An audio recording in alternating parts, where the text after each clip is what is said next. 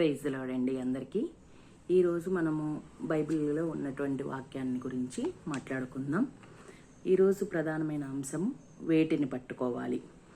మరి బైబిల్లో కనుక చూసుకున్నట్లయితే ప్రకటన 3వ అధ్యాయం 11వ వచనం ప్రకారం మీకు కలిగిన దానిని గట్టిగా పట్టుకొనిడి. ఇక్కడ వాక్యం మనకు చెప్తున్నటువంటి అంశము మీకు కలిగిన దానిని గట్టిగా పట్టుకొనండి.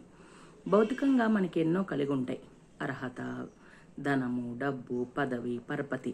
కానీ బైబిల్ ప్రకారంగా మనం కలిగి ఉన్నటువంటి మన రక్షణను, విశ్వాసాన్ని జాగ్రత్తగా పట్టుకొని దేవుని కొరకు పరుగు పందెంలో మనము ముందుకు వెళ్ళవలసినటువంటి వారమే ఉన్నాము. కాబట్టి బైబిల్ ప్రకారంగా మనకు ఆత్మీయ జీవితానికి అవసరమైన దాన్ని మనం గట్టిగా పట్టుకొని దేవుని యొక్క కొరకు మనము వీర సైనికులుగా ప్రవర్తించాలి. Praise the lord.